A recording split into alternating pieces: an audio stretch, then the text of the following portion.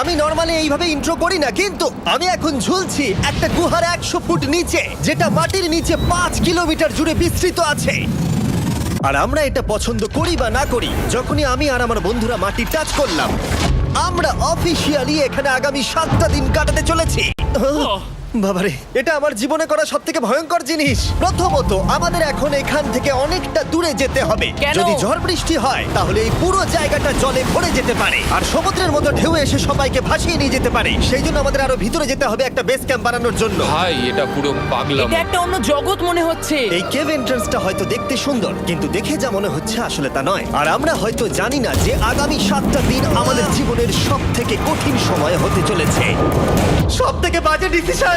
ঠিক আছে, আর কিছুক্ষণের মধ্যেই অন্ধকার হতে চলেছে। ক্যাম্প না করলে আমরা বিপদে পড়বো। আমরা কোথায় যাচ্ছি সেটা কি বলবে? আমাদের ক্যাম্প সেটআপের জন্য একটা ফ্ল্যাট গ্রাউন্ড খুঁজতেই হবে। কেভের ভেতরে ঢোকার পরে আমরা এমন একটা জায়গা খুঁজে পেলাম যেটা অনেকটা উঁচুতে থাকায় আমরা জল থেকে সুরক্ষিত থাকতে পারবো। তার মানে এটা ক্যাম্পের জন্য পারফেক্ট। পারফেক্টটা একটু বেশি হয়ে গেল। মোটামুটি বলা যেতে পারে। ঠিক আছে, ক্যাম্পের জন্য মোটামুটি। প্রথম দিনের বাকিটা আমরা কাটিয়ে দিলাম আমাদের জিনিসপত্র আনতে। প্রত্যেকটা ব্যাগের ওজন প্রায় 80 পাউন্ডস। আর যেমনটা তোমরা ফুটেজে দেখছো, আমরা এটা করতে 4 ঘন্টা লাগিয়ে দিলাম। এখান থেকে যাওয়া খুব কঠিন।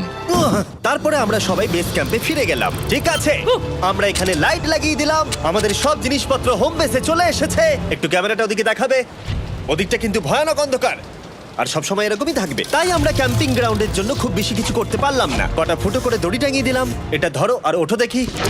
মনে হচ্ছে আমাদের হ্যামকগুলো ভালোই সাপোর্ট পাবে। আর তারপরে আমাদের সার্ভাইভাল গাইড জোয়ের সাহায্যে আমরা হ্যামক টাঙালাম। এই সরু দড়িটা আমার হ্যামকটাকে ধরে রাখবে। হ্যাঁ, ডিনার খেয়ে আমরা প্রথম রাত্রি ঠান্ডার জন্য তৈরি হলাম। আমি মিথ্যে কথা বলবো না, আমি যতটা ভেবেছিলাম তার থেকে এই হ্যামকটা অনেক বেশি কমফোর্টেবল। এই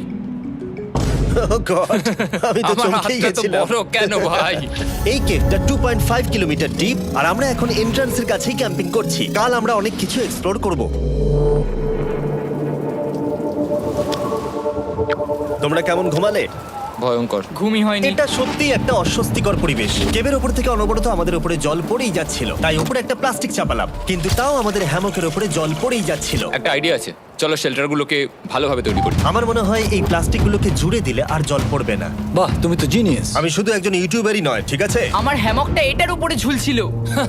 মানে দেখো, আমি আরেকটু হলে হ্যামক থেকে নেমে পড়ে যেতাম। আর আমরা সেই সময় এটা বুঝতেই পারিনি যে এই গর্তটা প্রায় 40 ফুট গভীর। তাই যখন আমি আর শন প্লাস্টিকগুলোকে জুড়ছিলাম, তখন ম্যাক আর কার্ল এই গর্তটা কতটা ভয়ঙ্কর সেটা দেখতে গেল। আমার হ্যামকটা দেখতে পাচ্ছো? ওখানে আমি ঘুমোচ্ছিলাম। এদিকটা দেখো। আর যেহেতু এই কেভে সব একই রকম দেখতে, তাই আমাদেরকে ফলো করা অনেকটাই কঠিন ছিল। এই ম্যাপে তোমরা আমাদের হোম বেস দেখতে পারবে, আর দেখতে পারবে ওরা ওখান থেকে কত দূর হ্যাঁ, যাচ্ছে। এটা তো খুবই ভয়ঙ্কর। ভাই এটা পাগলামো। আর যখন ছেলেরা র্যান্ডমলি এক্সপ্লোর করছিল, তখন আমি আর শন ক্যাম্পে কাজ করছিলাম।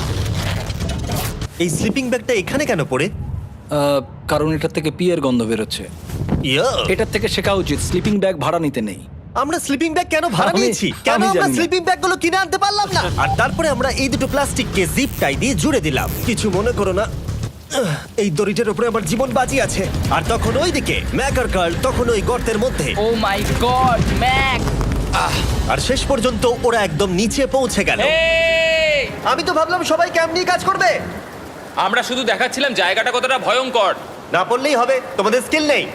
আচ্ছা ঠিক আছে। আর যদিও ওদের এবার ফিরে আসা উচিত ছিল, কিন্তু কাল আর ম্যাক এটা কতটা গভীর সেটা দেখানোর চেষ্টা করলো। ভাই এটা দেখতে দারুণ লাগছে। তুমি কি নদীটাকে পার করতে পারবে?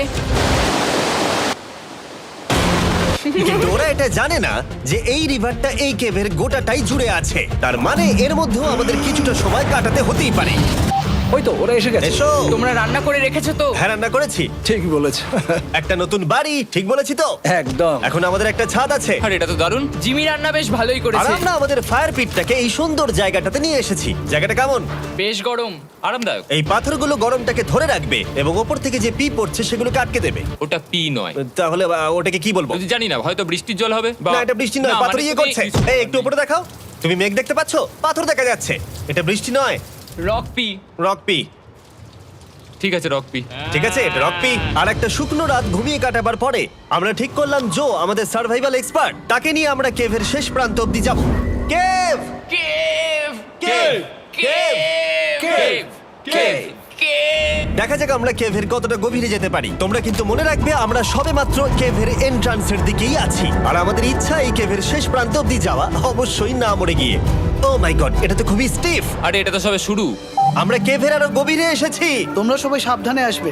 এটা খুবই ছোট জায়গা, আমার মনে হয় না এখান থেকে আমি যেতে পারবো। কেভ এক্সপ্লোরের ইন্টারেস্টিং জিনিসটা হলো যা হোক করে আমাদের এই ছোট্ট ফাঁকগুলোর মধ্য দিয়ে এগিয়ে যেতে হবে, ও মাই গড, খুব ছোট জায়গা। আর তারপরেই খুব বড় একটা জায়গা আসবে, সেটা এতটাই বড় যে কিছু না দেখতে পাওয়ার জন্য এটা করতে হলো।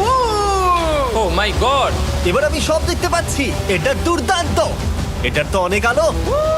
ভাই জায়গাটা কতটা সুন্দর দেখো। বাপরে কি আলো, আমি তো তাকাতেই পারছি না। আমি তো অন্ধ হয়ে যাব মনে হচ্ছে। এ বাবা, এটা কি হলো? আমরা বোধহয় ঠিক মতো এটাকে ব্যবহার করতে জানতামই না। চলো এগিয়ে যাই। আর তাই আমরা এগোতে থাকলাম। এই যে এই জায়গাগুলো, এগুলো খুব ভালো ধরার এখানে? জায়গা। এগুলো ধরে এখান থেকে পা ঘুরিয়ে চলে আসতে পারবে। এইভাবে কি? হ্যাঁ, একদম পারফেক্ট। জো সব থেকে ভালো কেভ গাইড। এভাবে কেউ গাইড করতে পারবে না। ঠিক আছে, এইবার ব্যাপারটা ইন্টারেস্টিং হবে। কি?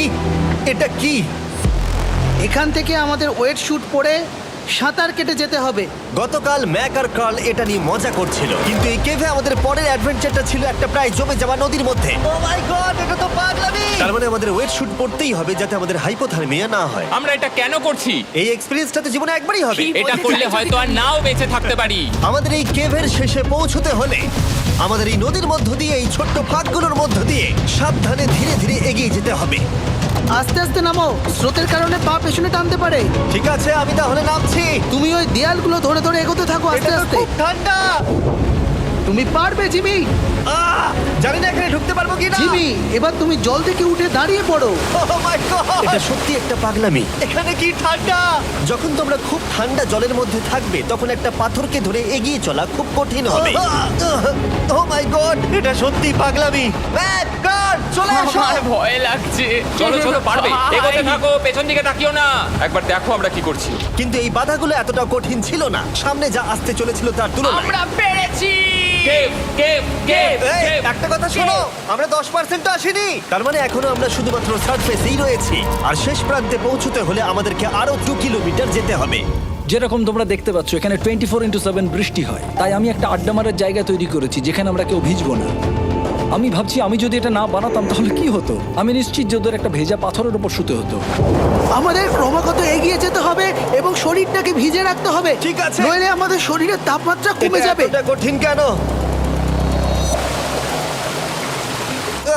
সব থেকে বাজে ব্যাপার হলো আমরা যতটাই দিকে এগোবো ততটাই আমাদের পিছন দিকে ক্যাম্পে ফিরতে হবে। আমাদের পরের বাধাটা হয়তো জলের মধ্যে নয়, কিন্তু তার মানে এটা নয় যে সেটা সহজ হবে। আরে এটা কি মাকড়সার জাল? কিন্তু আমি মাকড়সা দেখতে পাচ্ছি না কেন? তার মানে ওটা আমাদের উপরে আছে। আরে তোমার গায়ে, তোমার গায়ে। আমার বন্ধুরা বলতে বাজে। এই গেমটা মিস্টার বিস্ট ভিডিওর মতো, যত এগোবে ততই কঠিন হবে।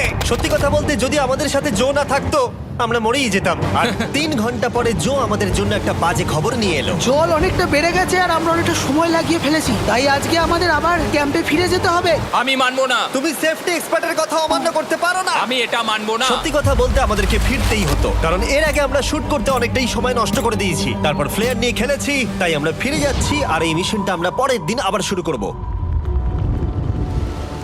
শন, আমরা এসে গেছি। আরে তুমি এখানে কি করছিলে? এখন তোমরা কেউ ভিজবে না। আমি তো জানতামই না এই লাইটগুলো আমরা এনেছি। এগুলো দারুণ লাগছে তাই না? দুঃখের বিষয় আজকে আমরা মাত্র 20% এগোতে পেরেছি, কিন্তু বিশ্বাস করো আমরা শেষ পর্যন্ত অবশ্যই যাব আগামী কয়েকদিনের মধ্যেই। আমার মনে হয় না। কোনোদিনই হবে না। আমি তো বললাম। আমরা ডে 4টা রেস্ট নেব আর ডে 5 এ চেষ্টা করব এই কেভের শেষ অবধি যাবার। দেখা যাক কি হয়। ডে 3 তে মজা হলো, কালকে আবার দেখা হচ্ছে। আর কেভের ভিতরে 3টে খুব বাজে রাত কাটাবার পরে পরের দিন সকালে আমাদের মাথায় শুধু একটাই কথা আসছিল। আমার একটা হট শাওয়ার চাই, তবে আমি এখন একটু শান্তি পাবো। ও, এখন শাওয়ার পেলে কিন্তু দারুণ হয়। আমি চান করিনি প্রায় 3-4 দিন হয়ে গেল। তোমরা নিশ্চয়ই জানো কেভের মধ্যে শাওয়ার করা সম্ভব নয়। আমাদের অনেকটা পথ হেঁটে সাবধানে আগের রিভার বেডের কাছে পৌঁছতে হলো। ও মাই গড! আমি আমার ব্রেনকে ফিল করতে পারছি। আমি এভাবে ব্রেনকে ফিল আমার করিনি। কপালটা জমে গেল পুরো। চলো ড্রোন দিয়ে মাথার চুলগুলো শুকিয়ে নি। এদিকে এসো ড্রোন। ও দাঁড়াও দাঁড়াও দাঁড়াও, এটা কিন্তু কাজ করছে। হ্যাঁ, দারুণ কাজ করছে। ড্রোন থাকতে হেয়ার ড্রায়ারের কি দরকার? আর চুল শুকানোর পর আমরা জোয়ের সাথে জার্নির প্ল্যান করতে বসলাম। এটা কি জো? এটাই কেভের ম্যাপ। আগেরবার আমাদের থামতে হয়েছিল কারণ জল খুব জোরে বইছিল। এখন বৃষ্টি কম হচ্ছে, তাই কালকে আমরা নিশ্চয়ই এই কেভের শেষে পৌঁছে যাব। এটা ভয়ঙ্কর হতে চলেছে। প্রথমে আমাদের কালকে যেখান দিয়ে গেলাম সেখান দিয়ে আগে যেতে হবে। জলের মধ্যে ঝাঁপ দিতে হবে এবং পাথর দেখে হাঁটতে হবে। এগুলো সবকটা আমরা যদি পার করতে পারি তাহলে আমরা গ্লো ওয়ার্ম চেম্বারে পৌঁছে যাব। কেমন দেখতে তুমি সেটা বলো না, আমি তোমাদেরকে সারপ্রাইজ দিতে চাই। তোমার মনে হয় আমরা পারবো? ওইসব বাদ দাও, আমরা ঠিক কালকে পৌঁছে যাব। কালকের প্ল্যান আমরা চক আউট করে নিয়েছি। আমরা রেস্ট করছি আর ফেস্টিভ্যাল স্মোর্স খাচ্ছি আমাদের এনার্জি রিগেন করতে। সবাইকে চিয়ার্স। Yippee! জো এই প্রথমবার ফেস্টিভ্যাল ও, স্মোর্স দারুণ। খাচ্ছে। জো সত্যি কথা বলবে। এটা দারুণ, তাহলে ভালো লাগলো? দারুণ লেগেছে। আমরা এই চকলেটটা আগে কেন বের করিনি? এটা এমনি চকলেটের থেকে 10 গুণ ভালো খেতে। সত্যি কথা বলতে তোমরা যদি ফেস্টিভ্যালের সাথে স্মোর্স ট্রাই না করে থাকো তাহলে তোমরা মিস করছো। কালকে আমরা পুরো কেভটা এক্সপ্লোর করব, দেখা হচ্ছে। তাই আমরা ভালো করে ঘুমানোর চেষ্টা করলাম আর কালকের প্রিপারেশন নিলাম কেভের শেষে যাওয়ার জন্য। আমরা আমাদের জীবনের সবথেকে ডেঞ্জারাস জার্নি করতে চলেছি। ডে 3 এর অভিজ্ঞতা মাথায় রেখে আমরা কম শুট করেছি যাতে আমরা সামনের দিকে তাড়াতাড়ি এগোতে পারি। জলটা খুব ঠান্ডা হ্যাঁ, আগের দিনের মতোই খুব ভালো। এই তো আর যাতে আমরা সবাই বেঁচে ফিরতে পারি তাই জো ছাড়াও আরেকজন সার্ভাইভাল এক্সপার্টকে আমরা নিয়ে এসেছিলাম। এখানেই আমরা ডে 3 তে আটকে গেছিলাম। এখন আমরা কি করব? এবারে আমরা অনেক তাড়াতাড়ি এসেছি। আমাদের পিছনে ঘন অন্ধকার, কোথায় যাব? এই রাস্তাটা অনেক সরু এবং হ্যাঁ। স্রোত প্রচুর বেশি, তাই আমরা দেয়ালগুলো ধরে ধরে আস্তে আস্তে এগোবো। এই যে এইভাবে। ও হ্যাঁ, God! এই রকটায় জাম্প করো। কয়েকটা ভালো পাথর আছে যেগুলোকে তুমি ধরে এগোতে পারবে। আরে এখানটা তো অনেক অন্ধকার। আমি আর পা পাচ্ছি না, আমি এখন মাটিতে আর পাই পাচ্ছি না। যেহেতু আমরা মাটিতে পা পাচ্ছিলাম না, তার মানে যদি আমরা পাথর ছেড়ে দিই তাহলে এই জলের স্রোত আমাদেরকে ভাসিয়ে নিয়ে যেতে পারে। জো, আমরা কি করব? আমি এটা ধরে এসেছি, তুমি এটা ঠিক ধরো। আছে, আমি তো দেখতেও পাচ্ছি না কোথায় যাচ্ছি। জো, স্রোত আমাকে ভাসিয়ে নিয়ে চলে যাচ্ছে। আমি তুমি করবো কি করে? পারবে, পারবে। শুধু মুখটা এখান থেকে ঢুকিয়ে দাও, আমি হেল্প করছি। এখানে আমি ঢুকবো? হ্যাঁ, এই গর্তের মধ্যে। এই তো খুব ভালো। এটা আমার জীবনের সবথেকে বিপজ্জনক অ্যাডভেঞ্চার। আমরা এখন কেভের অনেক গভীরে চলে এসেছি আর এবার আমাদের সামনে প্রথম বড় বাধা। এখানে জলের একটা ঘূর্ণাবর্ত আছে, যদি তুমি এর মধ্যে পড়ে যাও তাহলে তোমাকে একদম নিচে নিয়ে চলে যাবে। মানে আমরা পড়ে গেলে মরে যেতে পারি। হ্যাঁ, মানে আমরা মৃত্যুর সাথে খেলা করছি। এটা এতটা বিপজ্জনক হতে পারে আমি সত্যিই ভাবিনি। খুব ভালো। এই তো। তাহলে কি আমার পা এখানে হ্যাঁ, রাখবো? রাখো রাখো। ঠিক আছে, এই তো আমি পেরেছি। এটা আমার ভাবনার থেকেও বেশি কঠিন ছিল। এই নদীটা কতটা শক্তিশালী এই গোটা কেভটাকে তৈরি করেছে। কিন্তু মজার ব্যাপার হলো আমরা পাথরের মতো শক্তিশালী নই। আমি শুধুমাত্র মানুষের মতোই শক্তিশালী। সৌভাগ্যবশত কাল এই অ্যাডভেঞ্চারে লিড করেনি, তার বদলে আমরা একজন অ্যাভেঞ্জার জোকে পেয়েছি। ও কতটা এক্সপার্ট তার প্রমাণ হিসেবে বলতে পারি। সে লিটারালি কতটা ওপর থেকে আমাদেরকে নদীতে ঝাঁপ দিয়ে দেখালো। ও মাই গড, এটা পাগলামি। কে বললো এটা পাগলামি? এটা তো আমার কাছে খুবই সহজ। আমি এটা করব। তুমি কোনোভাবেই এটা করতে পারবে না। আরে কি বলছোটা কি তুমি? আমি এক্ষুনি করতে চাই। চলো যাচ্ছি Joe. Godspeed back. Jimmy আমার সাথে যা যা করেছে তার কাছে এটা তো কিছুই নয়। 3, 2, 1।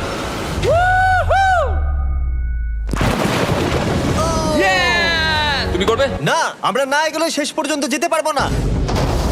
ও মাই গড, আমাদের নিচের দিকে যেতে হবে। আমরা সবসময় স্রোতের উল্টো দিকে কেন যাই? এখন শুধু আমি ভেসে ভেসেই যেতে পারবো, আর কিছু না। এই জলের তলায় অনেক ধারালো পাথর আছে, তোমরা সেগুলোকে দেখতে পাবে না, তাই সাবধানে পা ফেলবে। ও মাই গড, আবার এটা গভীর আরে হচ্ছে। আমার পা তো কিছুর উপরে রাখতে হবে। ছোট পাথরগুলোই একমাত্র বাধা ছিল না, মনে হচ্ছে আমাদের প্রতিটা পদক্ষেপে। ও ভাই, আমি কিচ্ছু দেখতে পাচ্ছি না। এটা খুব ভয়ঙ্কর। কেভটা আরো অন্ধকার হয়ে আসছিল এবং আরো সরু। আর তখন আমরা জানতাম না যে আমরা ফিনিশ লাইন অবধি পৌঁছতে পারবো কিনা। আমি ক্লান্ত হয়ে পড়েছি। এই কেভে আরো কঠিন বাধা আসার আগে তোমাদেরকে আমি কিছু দেখাতে চাইবো। জো, তোমার ব্যাগটা দাও। Thank you. তুমি জানো এর মধ্যে কি আছে? না, জানি না কি আছে। Brand new mister beast lab swamp. সত্যি কথা বলছি, গত 5 ঘন্টা ধরে যেহেতু আমি অনেক পরিশ্রম করেছি, তাই কোনো মতেই এখন এটা আমি বলার মতো অবস্থায় নেই। তাই এটা শুট করার 1 মাস পরে আমি পুরো কেপ সেটটা তৈরি করলাম ফিউচার জিমি নেম ট্যাগ দিয়ে। তারপরে বললাম, হে, আমি ফিউচার জিমি, আর আমি এখন তোমাদেরকে বলবো brand new toy line of mister beast lab swamp সম্পর্কে। এটা একটা কালেক্টিবল টয় লাইন, আর এখানে 119টা ইউনিক ডিজাইন ক্যারেক্টারও আছে যা তোমরা কালেক্ট করতে পারো। আর সবথেকে দারুণ ব্যাপারটা হলো, কোন ক্যারেক্টারটা তুমি পেয়েছো সেটা জানতে হলে এই টিউবে ওয়াটার দিয়ে নাড়াতে হবে আর তোমার সোয়ামস তোমার সামনে চলে আসবে। আর আমি এটা ডেমনস্ট্রেট করতে এই বিশাল বড় টিউবটাকে বানিয়েছি। এই টিউবটাকে জল দিয়ে ভরে দাও। তোমাদের এত জলের দরকার নেই, এটা অনেক বড় বলে এত লাগছে। ঠিক আছে, এটা এখন জলে ভর্তি হয়ে গেছে। এবার এটাকে একটু নাড়াতে হবে। এটা কি আর নাড়াতে হ্যাঁ হবে? হ্যাঁ, অনেক নাড়ানো হয়ে গেছে। এবার জল ঢালো এখানে। জো ঢালছে। আর জল ঢালার পরে তোমরা দেখতে পাবে তোমরা কোন সোয়ামটা পেয়েছো। এটা সব থেকে রেয়ার হাইপোক্রোম, যেটা মাত্র 1000টা বানানো হয়েছে। জো, এটা তোমার। Thank you so much. এটা চাই। আর এটা তোমার। কাল কি নেবে? আমার কাছে দুটোই ছিল। আর আমরা শুধু সোয়ামেই থেমে নেই, আমরা এই অ্যাকশন ফিগার প্যান্থার গুলো বানিয়েছি যেগুলো এই ব্রিফকেসে আছে, আর এই সোয়ার্মের মতো এই মিউটেটর। যখন তোমরা কিনবে দেখতে পাবে এর ভেতরে কি আছে। কোথায় কিনবো? ভালো হয়েছে জিজ্ঞাসা করলে। মিস্টার বিস্ট ল্যাব টয়েস এখন তোমরা পৃথিবীর সব জায়গায় পেয়ে যাবে। এগুলো সব বেরিয়ে গেছে, তোমরা গিয়ে কিনে নাও। আর কেবের মধ্যে অনেক সমস্যা পেরোনোর পরে আমরা ফাইনালি পৌঁছে গেলাম গ্লো ওয়ার্ম চেম্বারে। ভাই এবার খুব ভালো লাগছে। ঠিক আছে টিম, তোমাদের গ্লো ওয়ার্ম চেম্বারে স্বাগত। এ তো দারুণ। এটা দারুণ লাগছে। ভাই এটা পৃথিবী মনে হচ্ছে না এখানে একদমই। যে আলো তোমরা দেখতে পাচ্ছ সেগুলো আসলে ছোট্ট ছোট্ট বায়োলুমিনেসেন্ট গ্লো ওয়ার্ম তৈরি করেছে। এটা দেখতে অনেকটা মিল্কি ওয়ে গ্যালাক্সির মতো লাগছে। ওয়াও! আর এই মুহূর্তটা, এই ভিউ, সত্যি বলতে এই ট্রেকের সমস্ত ক্লান্তি যেন দূর করে দিল। এখান অবধি পৌঁছানো যেন সত্যি একটা অ্যাচিভমেন্ট ছিল। কিন্তু এখন আমাদের যাত্রা শেষ হয়নি, কারণ আমাদের এখান থেকে এখন বেস ক্যাম্পে ফিরতে হবে। আজকে ডে 6 হতে চলেছে, এখনো ওরা আসেনি আর আমি খুব ক্লান্ত। আমার মনে হয় না আমি ভালো করে ঘুমোতে পারবো, ওদের জন্য খুব চিন্তা হচ্ছে। এই ট্রিপটা অনেকটাই সহজ ছিল কারণ আমরা স্রোতের সাথে ভেসে ভেসে যাচ্ছিলাম। আর যেহেতু তোমরা এই ট্রিপটা দেখেছো তাই আমরা এটাকে স্কিপ করলাম। কিন্তু সত্যি বলতে এই জার্নিটাও অনেকটা বেশি সময় নিল, কারণ আমরা ক্যাম্পে পৌঁছানোর আগেই 6 নম্বর দিন চলে এলো। শন, সবাই ঠিক আছো তো? আমার খুব চিন্তা হচ্ছিল। Happy day 6। ডে 6 খুব ভালো। এনার্জি বাড়াতে আমরা আগুনের উত্তাপ নিলাম এবং ফাইনালি আমরা কিছু খেতে পেলাম। এটা খুবই অ্যাডভেঞ্চারাস ডে ছিল। কালকে দেখা হচ্ছে, মানে আজকেই হয়তো। এটা হয় ডে কোনোদিন 6 হবে না। নাকি আজকে, না আমি জানি না। এত বড় ট্রেক সম্পূর্ণ করার পরে শারীরিকভাবে চূড়ান্ত ক্লান্ত হওয়া সত্ত্বেও জানি না কেন কিন্তু আমি একদমই ঘুমাতে পারছিলাম না।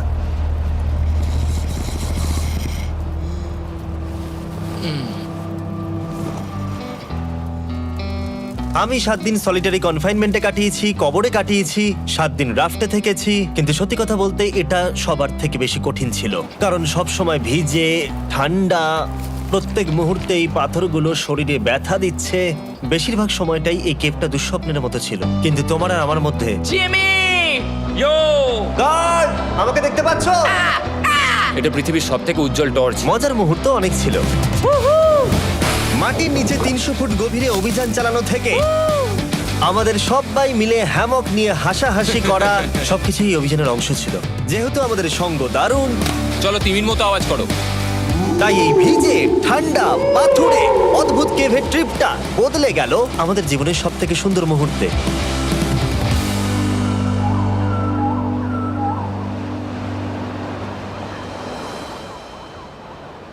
আমরা এখান থেকে যাব না যতক্ষণ না সবকিছু তোলা হচ্ছে। আর আমি সবকিছু বলেছি মানে সবকিছুই। চলো এবার বেরোনো যাক। আর যখন আমরা মাউথ কেভে আবার ফিরে এলাম, ভাই ওপরটা দেখতে দারুণ লাগছে। তখন জয়ের জন্য একটা সারপ্রাইজ ছিল। বেরোনোর আগে জো, আমরা তোমার কাছে কৃতজ্ঞ। তাই এই নাও 50,000 নিউজিল্যান্ড ডলার্স, 10,000 করে প্রত্যেক জনের প্রাণ বাঁচানোর জন্য। Oh my God, thank you so much Jimmy. Thank you Joe. Love you, Joel! এবার আমাদের সব কাজ হয়ে গেছে, চলো বেরোনো যাক।